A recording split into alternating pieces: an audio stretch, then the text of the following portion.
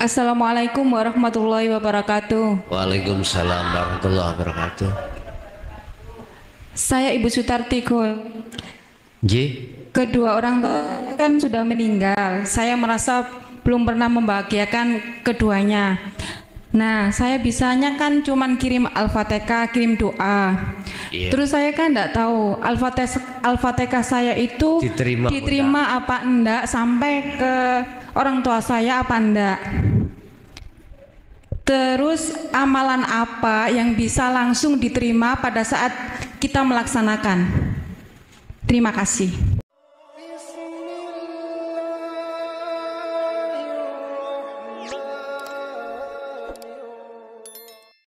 Assalamualaikum warahmatullahi wabarakatuh. A'udzu billahi minasyaitonir rajim. Bismillahirrahmanirrahim. Alhamdulillahirabbil alamin wassalatu wassalamu ala sayyidina Muhammadin wa ala alihi wa sahbihi ajma'in, amma ba'du. Pemirsa yang dirahmati Allah, marilah kita sama-sama mengikuti dan mendengarkan tausiah dari Romo Kiai Haji Mukhlason Rosid, pengasuh Pondok Pesantren Jaya Baru Bangsal Mojokerto. Semoga apa yang disampaikan nanti bisa kita ambil manfaatnya. Amin amin ya rabbal alamin. Bismillahirrahmanirrahim. Bismillahi tawakkaltu ala Allah. La khawla wa la quwwata illa billah. Asyhadu an la ilaha illallah wa asyhadu anna Muhammadan abduhu wa rasuluh. Allahumma salli wa sallim wa barik alaihi wa ala alihi wa ashabihi ajma'in, amma ba'd. Hadratil kiram, para kiai, para sepuh, bini sepuh, tokoh masyarakat, tokoh agama, khususnya semua takmir Masjid Al-Hidayah, Masjid Nurul Huda, Dusun Rangka, Desa Janti, Sumberjati, Kecamatan Mojoanyar, Kabupaten Mojokerto, Jatim. Kulluhum ajma'in rahimakumullah, amin ya rabbal alamin. Bapak Ibu hadirin jamaah semua, baik yang ada di majelis maupun yang ada di channel Ponpes Jaya Baru yang sedang monitor, yang selalu dirahmati Allah. Ketahuilah bahwasanya manusia di dunia ini sampai di akhirat itu Allah mengkelompokkan ruhaniyahnya itu menjadi dua kelompok. Saya ulangi, seluruh manusia baik di dunia maupun di akhirat nanti ruhaniyahnya itu dikelompokkan Allah menjadi dua kelompok. Kelompok yang pertama disebut kelompok ahli syuhud, kelompok di mana basirohnya, mata ruhnya itu sudah tidak buta terhadap Allah, sehingga ketika saat Allah menyapa beliau-beliau itu lewat berbagai kondisi atau sikon, pasti meripat atine nyawang Allah. Satu misal kita di masjid ini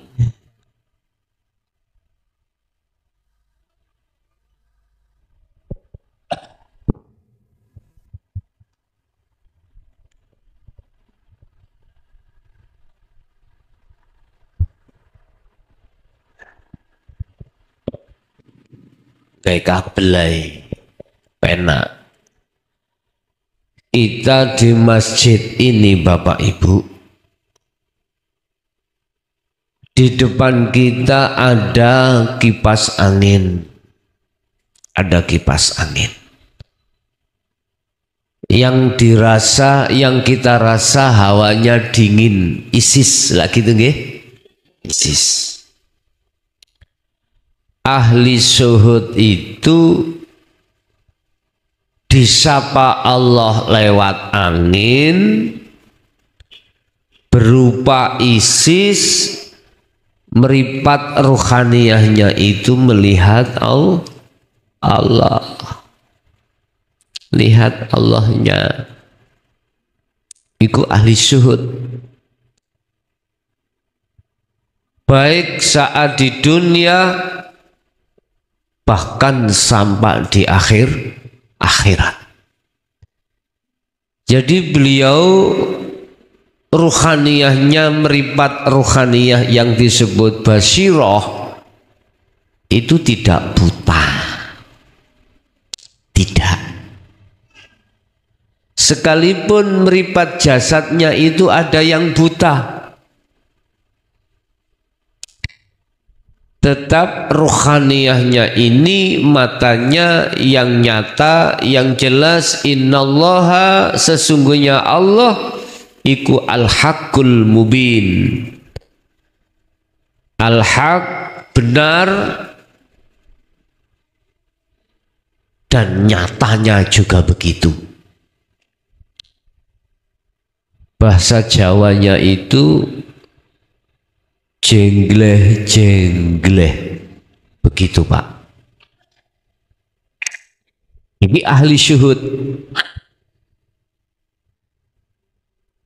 Apa persoalannya kok beliau dikumpulkan Allah, dikelompokkan di dalam golongan ahli syuhud? Karena beliau fattabi'uni yuhibbukumullah wa yaghfir lakum dzunubakum. Karena beliau mengikuti teladannya Kanjeng Nabi. Jadi beliau mengikuti tidak hanya di syariat, tetapi juga sampai ke makrifat Allah. Hakikatnya ya, sehingga sampai bisa ke makrifat datang Gusti Allah. Kok bisa? Wong Kanjeng Nabi sudah tidak ada. Kita mengikuti pengikut setia beliau yang sekarang disebut sebagai tabi'ina shalihin, pengikut setia Rasulullah. Tandanya apa? Ketika beliau itu sholat, alladzina hum fi sholatihim khashi'un. Ini tandanya Pak. Sholatnya mesti khusyuk, sholatnya mesti kepanggih, ketemu pada Allah. Berarti mereka-mereka yang belum sampai di situ, apakah itu pengikut Kanjeng Nabi? Wong dia tiap hari ya sholat, tiap hari juga patuh dengan hukum syariah. Iya, tapi setugel. Ngerti setugel? Iya, pengikut Kanjeng Nabi, tapi separuh di dunia saja. Jasmaniyahnya saja, ruhaniyah belum. Ruhaniyahnya belum. Wis, itu pertama. Lah besok di akhirat ketika dia mati sampai di akhirat bagaimana? Sama seperti apa yang ada di dunia ini. tiap saat, tiap waktu, yang nyata, yang jengleh-jengleh itu hanyalah Allah.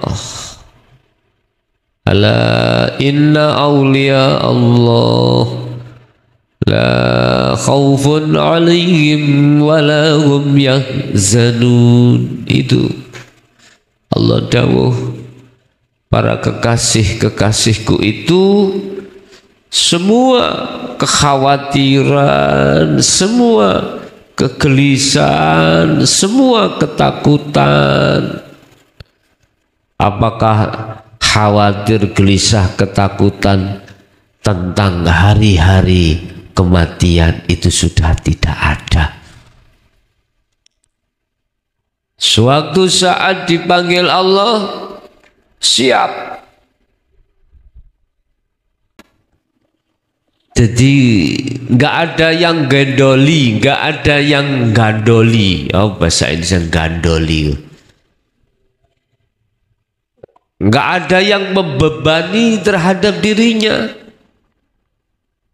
Ketika idza ja'a ajaluhum ikut datang, nggak bertanya istriku masih cantik, masih muda, anak-anakku masih kecil. Gak berbicara tentang bagaimana sawahku, gak berbicara, pokoknya sudah siap menghadap hanya pada Allah.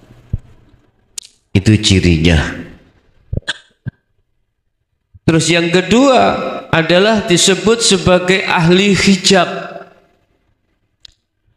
Ahli di mana ruhaniyah ini, basirohnya, mata hatinya itu masih buta. Buta terhadap Allah. Orangnya itu tidak bodoh-bodoh amat, Pak. Enggak. Orangnya itu gak mesti miskin, enggak. Bahkan kaya. Orangnya itu gak bodoh ilmu agama, Pak. Enggak. Bahkan banyak yang alim. Orangnya itu gak harus dia itu sebagai pendosa, Pak. Enggak. Pentoat dia secara zahiriah.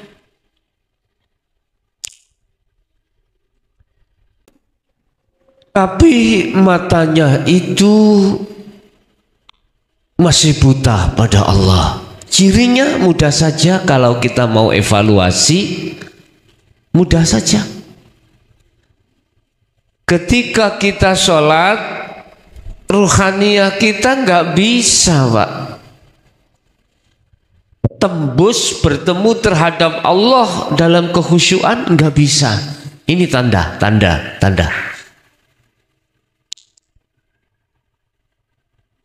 Sebagus apapun amaliyah zohirmu, sealim apapun ilmu lahirmu, sekaya apapun dunia yang ada pada dirimu, setinggi apapun pangkat, jabatan dan kehormatanmu, manakala ruhaniyahmu itu masih buta, ainul basirohnya, mata hatinya, maka ini masih kelebu ahli hijab. Barang siapa ketika saat di dunia sampai mati dia masih tergolong ahli hijab, maka di akhirat pun juga begitu. Wa adhallu sabila, dan jalannya lebih gelap. Dengan dua kelompok ini Allah mengkelompokkan manusia di dunia dan di akhirat, maka kami akan memberikan tema Bisakah orang buta hatinya terhadap Allah itu menuntun laku untuk menuju dan bertemu Allah? Ini pertanyaan. Bisakah hati ruhaniyah seseorang matanya buta pada Allah menuntun laku untuk berjalan menemui Allah? Hal itu Bapak Ibu, mari kita buka di dalam surat An-Naml, surat yang ke-27 ayat 80 dan 81. Ini langsung Allah memberikan keterangan terhadap baginda Rasul Muhammad sallallahu alaihi wasallam. A'udzubillahi minasyaitonirrajim. Bismillahirrahmanirrahim. Innaka sak temeni sira Muhammad iku la tusmi'u ora bisa agawe krungu sapa al mautu wong mati. Ora bisa agawe krungu sira Muhammad al mauta ing wong mati. Wala tusmi'u lan ora bisa agawe gelem ngrungokake, iso agawe krungu sapa asumud du'a, apa pemanggilan nyeluk atau apa nyeluk itu memanggil idza walau mudbirin tatkalane wong sing kok celuk iku padha melayu. Sungguh engkau Muhammad tidak dapat menjadikan orang yang mati dapat mendengar, dan tidak pula menjadikan orang yang tuli dapat mendengar seruanmu apabila mereka telah berpaling ke belakang lari. Maksudnya piye, Pak? Ngeten. Manusia siapapun ya, jikalau mata hatinya itu masih buta pada Allah,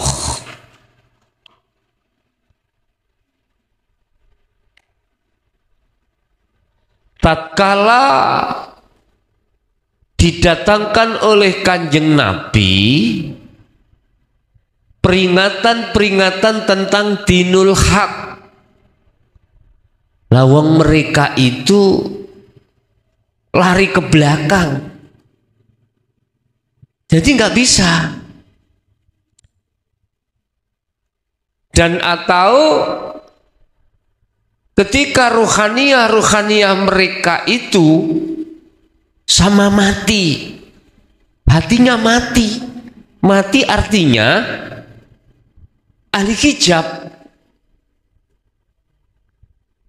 tidak bisa tembus pada Allah,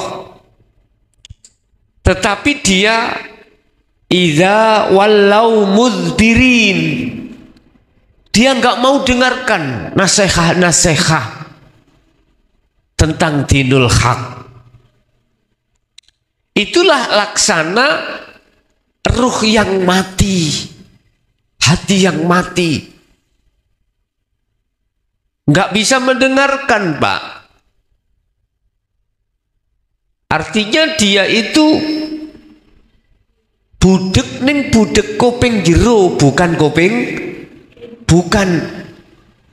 telinga luar, tapi telinga dalam.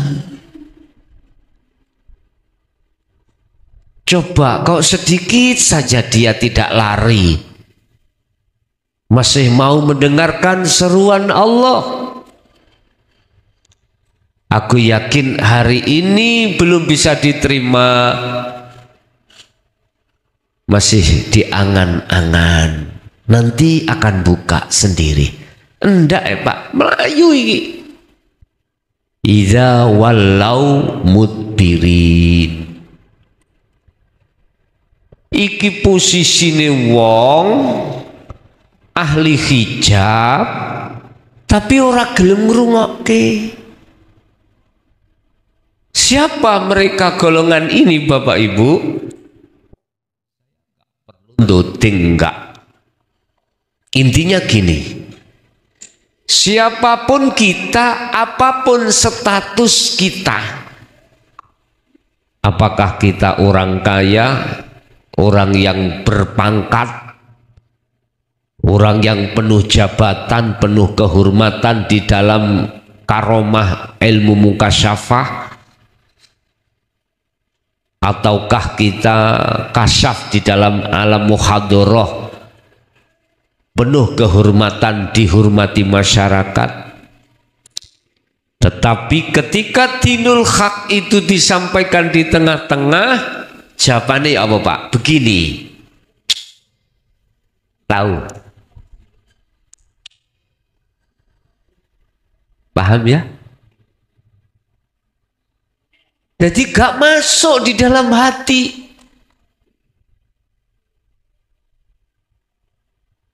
Karena dia merasa lebih alim, lebih pandai, lebih segalanya Pak, lebih segalanya. Makanya ketika saat Nabi Muhammad ikuti hadapkan Abu Jahal, Abu Lahab, nggak mau tokoh-tokoh itu menerima karena beliau Nabi Muhammad itu orang gak punya, alias miskin, yatim piatu pisan. Jadi kan dia apa-apa.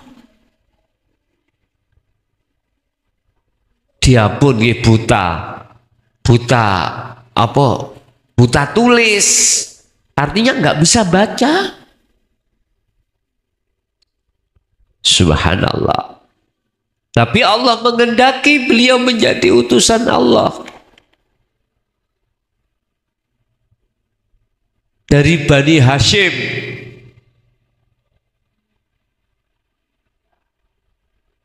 Nah, Abu Jahal, Abu Lahab dan tokoh-tokohnya itu nggak mau menerima karena utusan Allah tidak dari Bani mereka, Bani Quraisy, tapi diambilkan Allah dari Bani Hashim. Artinya gini Pak, kalau kita sudah menjadi orang yang populer, viral, terakui keilmuannya, cendekiawan pisan, sugih pisan, pangkatnya ngelompok Pak, jenengan muncul dinul haq dalam diri jenengan iki wong apa? Omah kan duwe ya, ngontrak pisan jenengan, sebarang gak jelas, gak mungkin mereka gugu terhadap jenengan, gak mungkin dia berjaya. Lah inilah yang dimaksud ayat ini. Sebab apa mereka tidak mau mendengarkan seruan Rasulullah? Karena dia hatinya mati ya, dan lari tatkala itu diberikan Allah lewat Muhammad tentang dinul haq. Selanjutnya ayat yang 81, wa ma'anta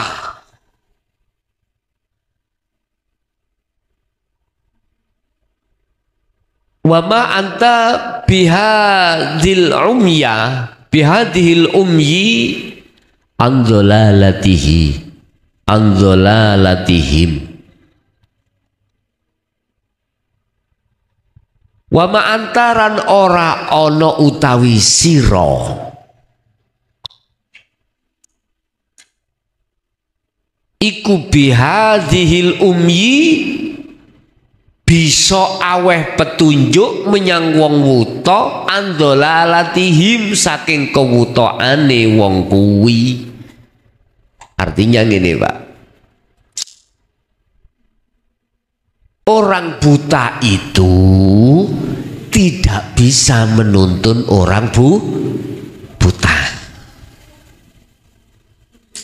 Bisa sampai terhadap tujuan nggak bisa Pak. Ruhaniyah kita itu buta pada Allah. Menuntun berjalan untuk menuju dan bertemu terhadap Allah itu tetap tidak bisa. Dan engkau tidak akan dapat memberi petunjuk orang buta dari kesesatannya. Andolalatihim saking kesesatane mereka. Gak bisa. Karena kita posisi orang buta. Buta pada Allah. Urusan buta Pak, itu ada beberapa tahap. Buta tentang ilmunya, itu berarti kita nggak paham. Ilmu. Berarti golongan surat 80 tadi. Ilmunya nggak paham. Akhirnya ketika saat didatangkan ilmunya, lari, nggak mau. Sekarang ilmu paham, tetapi belum laku. Di dalam hati kita masih ada, sudah ada yang namanya su'aul basirah. Nur cahaya iman hanya pada Allah. Tapi konteksnya masih dalam tahap ilmu pengetahuan. Tapi belum ada tindakan atau tesis atau pembuktian. Inilah yang kami sebut sebagai pengamalan. Dalam kurung kholwat atau uzlah. Belum. Ini makrifat ilmu. Tapi laku belum. Padahal laku itu adalah untuk membuka hijabnya, penutupnya basirah kita terhadap Allah. Kalau ini sudah laku, maka sampailah ke ainul basirah. Khalwatnya sudah dilakukan, maka disitulah sampai ke hak ainul basirah.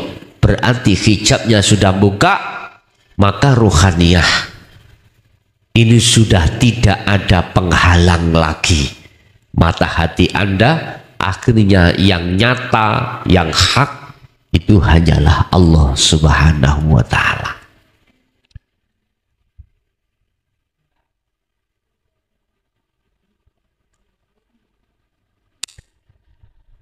Intusmi'u ora bisa agawe krungu sira ilaman kejaba wong yukminu kang do iman sapa man bi ayatina kelawan pira-pira ayat ingsun kata Allah. Fahum mongko utawi mayyukmin iku muslimun wong sing do pasrah kabeh menyang Gusti Allah. Engkau tidak dapat menjadikan seorang pun bisa mendengar kecuali orang-orang yang beriman pada ayat-ayat kami lalu mereka berserah diri. Artinya gini Pak, yang bisa menuntun orang buta pada Allah adalah orang yang hatinya sudah tidak buta. Titik. Siapa itu? Man yu'min bi ayatina fahum muslimun. Orang yang tidak hanya beriman bahwasanya semua itu Allah, tidak hanya itu. Orang yang tidak hanya percaya bahwasanya semua itu Allah, tidak hanya itu, akan tetapi muslimun pasrah. Maksudnya muslimun pasrah iki keruhaniahnya dia itu sudah kefanaan. Inilah hijab-hijab di dalam basiroh kita itu sudah ditanggalkan oleh Allah, sudah dilepaskan oleh Allah. Ini maksudnya ada di situ. Atau diartikan engkau tidak akan bisa memberi petunjuk terhadap orang-orang buta, dan engkau tidak dapat pula menjadikan seorang pun bisa mendengar kecuali orang-orang yang beriman pada Allah, pada ayat-ayat, lalu mereka berserah diri. Artinya gini Pak, sing gelem nampa yang mau menerima ajaran dinul haq adalah orang-orang yang ruhaniyahnya itu sudah membuka diri. Membuka diri. Siapa yang mau menerima ajaran hakikat itu? Merekalah yang mau membuka hatinya dengan iman, bukan dengan akal, Pak. Makanya konten semua ngaji saya, materi di dalam konten saya, jikalau kau terima dengan akal pasti nolak, Pak, pasti nolak. Tapi jikalau kau terima dengan imanmu di dalam ruh, pasti akan bisa menerima. Kalau itu betul-betul kebenaran yang ada pada diri Muhammad. Itu tertuang di dalam surah An-Naml sebelum 80, Pak, yang menyatakan bahwasanya Muhammad itu dalam kebenaran. Artinya mutlak tidak bisa diganggu gugat. Tapi dengan catatan jenengan bisa menerimanya itu dengan iman, jangan dengan akal. Satu contoh ya. Ini musim hujan, Pak. Di sini banjir mboten nggih. Lah, saking besare air hujan, otomatis debitnya air itu besar. Akhirnya tanggul di mana itu? Di Sadar itu jebol. Coba sampean terima akal lah, mesti mengatakan sampean beriman terhadap air yang jebolkan. Itu pasti, Pak. Kalau panjenengan terima dengan akal, otomatis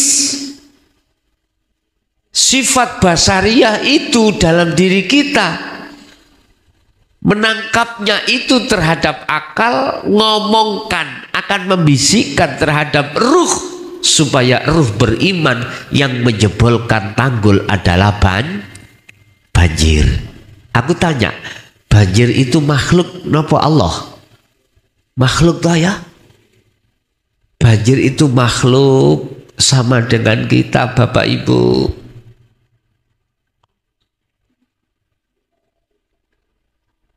Itu kalau kau terima dengan akal. Tapi coba kalau terima kau dengan iman.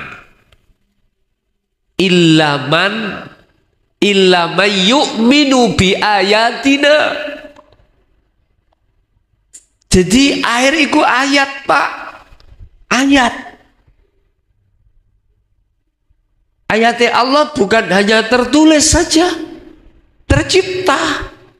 Apa sih artinya ayat? Tanda.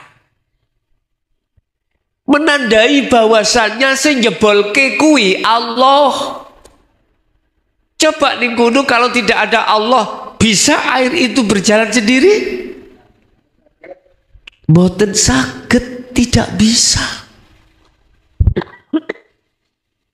Kalau dengan iman ya, pasti kau mengatakan imanmu percaya bahwasanya yang jebolkan tanggul adalah Allah. Tapi ojo lantas kau omong di depan orang banyak, Bapak Ibu, yang jebolkan tanggul itu Allah. Iso geger Pak ya, sing gak paham iki lho. Sebetulnya jenengan bener mengeluarkan kebenaran di dalam iman. Cuman berhubung banyak orang menerima dengan akal, jawabannya apa? Oh, akhirnya jenengan dilakno, oh si A iku mulai sampel. Mesti seperti itu. Gitu ya. Wong jelas-jelas air yang jebolkan kok Allah. Mengapa mereka mengatakan itu? Karena ruhanianya itu imannya tidak bisa melihat Allah. Iki lho ahli hijab. Jadi Allah ruhaniai ketutupan ambek banyu. Akhirnya bagaimana Pak yang punya tanduran bahkan kolam ikannya habis, tandurane iku rusak, greges no badan. Ya Allah Pak, greges. Modalnya 100 juta, utang pisan. Pasti pusing Pak. Pasti. Di dalam hati kita akan khawatir, akan takut, akan susah. Padahal tolong nyun sewu, saiki tak urai-gal didik. Sing nyokulno tanduran utawa gedekno iwak iku siapa? Bisa tak kita gedekno kita itu terhadap ikan untuk mboten saged. Terus sing memunculkan padi woe itu siapa, Pak? Allah dah. Terus ketemu berapa kita moreng-moreng gak melok agawe lho. Aneh nggih? Aneh. Mengapa demikian? Karena umumnya kita manusia ngaku-ngaku. Lah wis iku kuncinya. Mengapa ngaku-ngaku? Karena tertutup ruhaniah dengan sifat basariah itu tadi, Pak. Makanya saya sebut sebagai ahli hijab. Kita kembali kepada ahli suhud. Beda Pak nek ahli suhud. Walaupun saat kejadian itu belum bisa melihat Allah, dikarenakan tingkat kemakrifatan kita itu belum setinggi senior-senior kita. Kadang telat 5 menit 10 menit baru sadar, ya Allah iku bang kabeh Gusti Allah, aku bang seimanku nang banyu banjir. Lah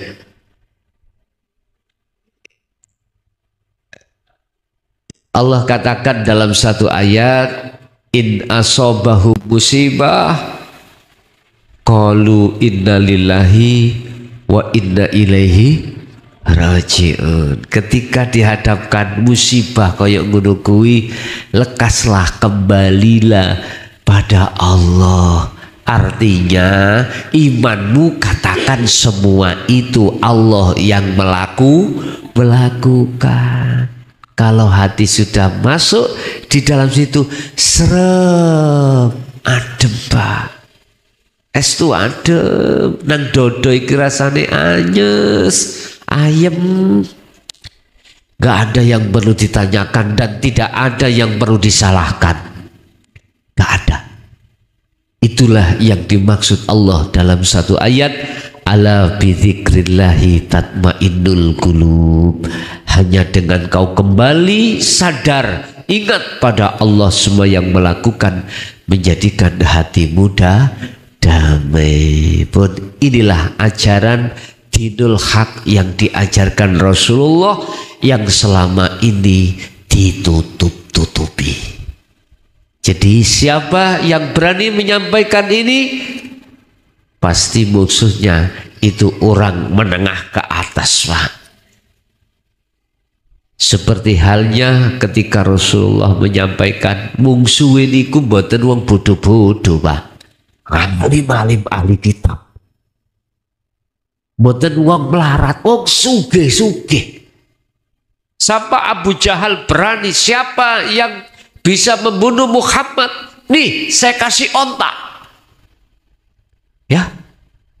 Akhirnya lek cara saiki ku dikasih mobil paling mewah, ditawambai rumah, fasilitas. Ada yang ngacung namanya Syurokoh. Ya. Akhirnya beliau dikejar membawa kuda oleh Syurokoh. Rasulullah itu mau disebet sama pedang, delalah jarane iku mang terprosok. Jatuh, akhirnya nggak kena. Rasulullah terus jalan, dikejar lagi sampai terprosok tiga kali. Habis itu bagaimana Syurokoh? Ya Muhammad, saya hari ini mengucapkan asyhadu an la ilaha illallah wa asyhadu anna Muhammadar Rasulullah. Saya menjadi pengikutmu, padahal ini pengikuti Abu Jahal. Si coba ya Allah, apa arti dari kejadian itu? Gini Pak, siapapun yang membenci dan tidak mau tentang ajaran Rasulullah ini, jangan kau benci, jangan kau salahkan dulu, jangan seperti Nabi Yunus. Kaum gak gelem nrimo, Nabi Yunus porek metu teko kaum ambek ndonga, ya Allah hancurno ae Allah wis kesawen niku. Jangan gitu. Wis teladanono Kanjeng Nabi. Kanjeng Nabi gak pernah seperti itu, Pak. Beliau katakan kepada Jibril, ya Jibril, jangan kau hancurkan dia, karena dia itu semestinya belum paham. Siapa tahu nanti anak turunnya jadi pengikutku. Begitu Rasulullah. Loh, siapa orang yang mendustakan ini atau tidak mau dengan ini? Gak mungkin juga tidak selamanya orang jauh. Mungkin orang dekat kita. Bisa jadi istri, anak, suami kita, bisa saudara kita, atau yang lainnya. Udah, pesan saya, jangan kau mungsuhi, jangan kau benci. Sifat Rasulullah itu termasuk sifat fatonah, termasuk amanah, tetap dirangkul krono dheweke durung ngerti. Gampangane ngene Pak, gelas iki lho kosong, anggap kosong. Berhubung ning ndukure gelas ana tutupe, tak iseni banyu ya sik tetep gak bisa masuk. Maklum sebabnya ana tutupe gak ngerti. Lah terus piye? Wis suwun kenang Allah, muga-muga tutupe dibuka. Itu aja. Sama halnya jenengan tengok-tengok ngarepe griya. Tengok-tengok bahasa Indonesia apa, Pak? Nyantai-nyantai di depan rumah, ada orang jalan, orang buta. Terus dia nata pager. Salah mboten? Mboten. Kasih maklum dia nggak tahu jalan. Sama halnya dengan itu, yes kita lah yang harus ke sana menuntun orang tersebut. Maklum Pak, dia itu ketata pager, nabrak pager karena memang matanya nggak bisa melihat. Sama Pak. Kita kasih maklum orang dekat kita yang masih berontak dengan ajaran dinul haq ini. Kita hanya bisa berdoa pada Allah supaya tutupi niki dibuka Gusti Allah, pun hanya itu. Karena kita, orang dekat kita, apapun alasannya, kita mesti prihatin, Pak. Kita mesake. Tidak cukup di dunia, di akhirat nanti. Lah itulah. Sing penting jenengan iku ku awusakum wa ahlikum naro. Udah. Dari sisi ilmu jenengan wis paham, gak apa-apa, bimbingkan. Walaupun jenengan iki belum laku, gak masalah. Tapi jangan lantas jenengan iki sibuk bimbing tapi gak gelem lah laku. Wah, iki soro iki. Rame ajang tok. Jadi gak tutuk-tutuk iki lihat, gak sampai-sampai.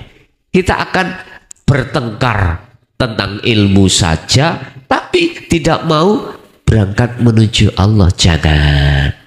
Nek orang dulu, Pak, nggak mau kasih tahu, sebab dia itu mengutamakan laku dulu. Dan itu dipesan sampai mursyid-mursyid, ojo kandani iki kanggo pribadi.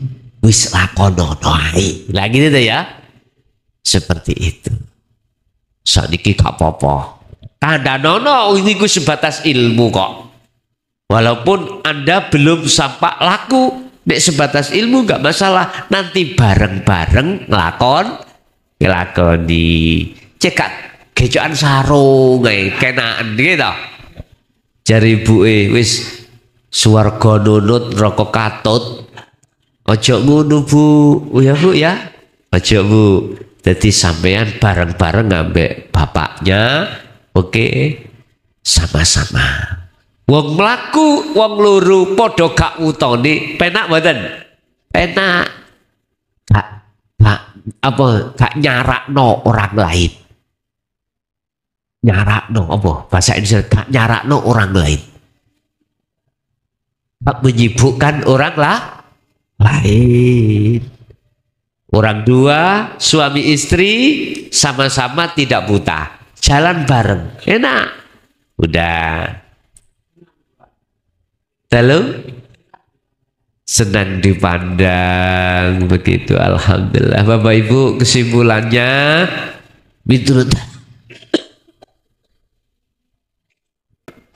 miturut ayat ini,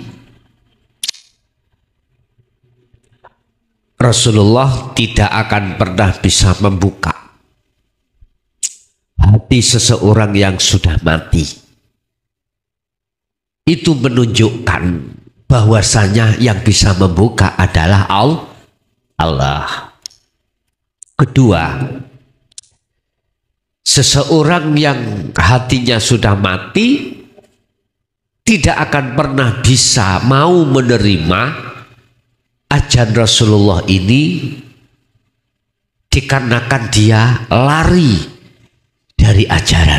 Jadi ketika saat ajaran itu datang, jawabannya ngaji apa? Ilmu apa itu? Lagi. Berarti dikatakan dia lari dari Rasulullah. Ketiga, orang buta itu tidak akan pernah bisa menuntun pada Allah orang buta. Kecuali orang gak buta itu bisa menuntun orang yang buta, tapi sing dituntun nganut loh ya, syaratnya loh ya. Jadi di sini illa man yu'minu bi ayatina muslimun, pasrah. Ngipun pasrah jenengan, aku yo gak ketok dalan dituntun nganut dugingen, tapi dituntun gak nganut. Wo sapa awakmu iki ngene ngono iku jejeg ana ae. Artinya Rasulullah itu gak nabi, nabi Yunus dijejeki Pak. Nabi Nuh utawi Nabi Su'aib dijejeki, tapi Nabi Muhammad mboten. Gak gelem ya gak apa-apa. Kita wasiat toko doa nek tak dongakno muga-muga gak kecemplung kali. Tapi dungane gak mandi Pak, mesti kecemplung. Gak percaya, ayo tak dongakno sampean meremo mulya. Ya Allah, muga-muga wong iki tutu omah. Wis ayo tak dongakno sampean mlaku mulih meremo teko kene. Gak mandi, Pak. Jadi ketabrak-tabrak pager. Allah. Artinya Bapak Ibu, kita tarik secara hakikat semua itu yang membuka dan yang menutup hanyalah Allah. Oke, itu Bapak Ibu apa yang bisa kami sampaikan. Oke, mohon maaf kondisi kula kurang fit ya. Tadi sudah 5 hari ini, tapi tetap semangat kita, tetap semangat untuk ngaji terus untuk menambah wawasan. Tapi satu hal, ngaji kenek terus, tapi lakune ya terus sak mampu panjenengan. Zikir ambek macul saged praktek di situ juga ada Allah. Sing penting zikir sirul asrar panjenengan kagem Anda bawa. Apapun ngadepi kondisi apapun, zikir sirul asrar itu jangan lepas. Bila mana lepas, udah dipakai lagi. Itu semampu panjenengan. Oke, ada yang perlu ditanyakan? Kula aturi. Assalamualaikum warahmatullahi wabarakatuh. Waalaikumsalam warahmatullahi wabarakatuh. Saya Ibu Sutarti. Kedua orang tua kan sudah meninggal. Saya merasa belum pernah membahagiakan keduanya. Nah, saya bisanya kan cuman kirim Al-Fatihah, kirim doa. Terus saya kan enggak tahu Al-Fatihah saya itu diterima apa enggak, sampai ke orang tua saya apa enggak. Terus amalan apa yang bisa langsung diterima pada saat kita melaksanakan? Terima kasih. If'alu asyari'ata bil haqiqati ila ma'rifatillah. Pertanyaannya tadi, amalan apa yang amalan itu langsung bisa diterima Allah? Terkait hadiah Fatihah kirim tungo terhadap orang tua. Itulah amaliyah yang ruhaniyah sampean itu harus makrifat pada Allah. Bagaimana gambarannya makrifat? Sebab monggo sampean tinggal itu mriki. Niki uraian amal yang disertai makrifat pada Allah.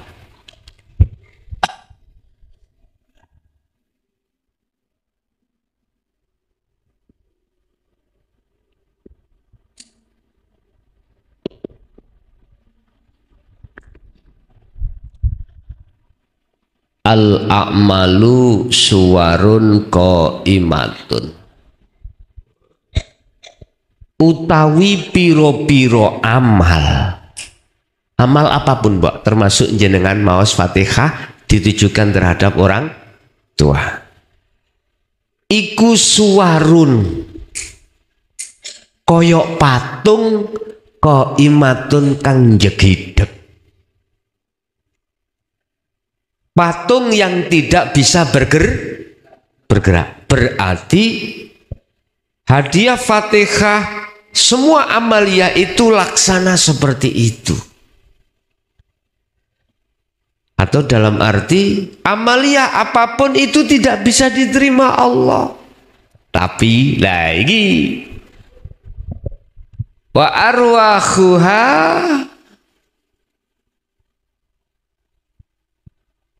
wujudu siril ikhlas ikhlas fiha. Wa arwahuha wujudu siril ikhlas fiha. Biar patung iku ono manfaate dikasih roh. Padha mbek jasad iki lho, Pak. Atau kipas, ya padha mbek kipas niki. Kipas iku asline sampean tuku teko toko, mboten saged munyer. Jegide kae. Apa manfaate? Tidak ada. Biar ada manfaatnya kasih roh. Raya apa? Dilebani setrum. Nggih. Terus amal iki roya apa? Rohnya amal itu apa? Wa arwahuha utawi piro-piro roy amal iku wujudu siril ikhlas, wujude rahasiane ikhlas. Apa rahasiane ikhlas? Dalam hati jenengan tidak merasa Anda yang bisa melakukan. Siapa yang melakukan? Hidup dalam diri Anda. Hidup dalam diri Anda, hidupnya siapa? Allah subhanahu. Lu gak gampang lho Pak mengatakan di urip iki Allah, gak gampang. Iman percaya kalau hidup dalam diriku iku Allah, gak mudah orang itu. Kalau kalau belum menerima zikir sirul asrar di su'aul basyirah hati kita gak bisa. Sebab kita pasti mengatakan aku urip iki sebab diuripi Gusti. Berarti sih ngaku-ngaku aku urip. Paham ini? Loh. Kok iso urip ning jero awakmu iku Allah wujude? Dasare ndi? Sering ku katakan, Pak, banyak ayat yang mengatakan waqala wa nahnu aqrabu ilaihi min hablil warid. Aku iki kata Allah luwih idek katimbang urat lehermu. Maksudnya urip. Huwal awwalu wal akhiru wal dhahiru wal batin. Aku yo ning jabamu, yo ning jero. Iku lo urip berarti urip ning jero sampean iku lan sing jaba iku sebetulnya Allah kang sejati. Paham ya? Nek wis ati sampean iku yakin iman hidup dalam diri ini adalah Allah, maka selanjutnya saged bisa Anda tidak mengakui yang membaca Fatihah itu Anda, tetapi Allah. Inilah Bu yang bisa menghantar jenengan sebagai anak terhadap orang tua, birrul walidain, ketika orang tua sudah tidak ada. Awaladun solihun yada'ulah, anak soleh yang selalu mendoakan. Jadi langsung bisa diterima, tak jamin niki. Karena jenengan kemakrifatan. Artinya imanmu itu sudah tidak bisa diubah. Iman yang bagaimana? Iman yang bahwasanya semua yang berlaku, yang berperan itu hanyalah Allah. Jenengan wis geser, wisane nggak ada. Fiha ing dalem amal. Jadi amal iku kudu duweni roh, roy yaitu ikhlas, rupane ikhlas jenengan gak ngaku-ngaku, gak rumongso, gak meyakini yen aku sing kirim Fatihah, tetapi Allahnya di dalam diri jenengan yang melakukan. Bukti kecil aja, jenengan sakit kesini sendiri dari rumah tanpa Allah di situ, betul sakit. Oke, ayo sakit, monggo. Sakit. Halo, mboten sakit. Oke, mboten sakit ta? Nggih. Berarti ayo kita belajar ngakokno kabeh iku sing agawe Gusti Allah. sampean ya, daripada umbah-umbah rasan-rasan tonggo. Iya yuk tuku kulkas iku wingi lho, yuk dah iku utang aku lalapo.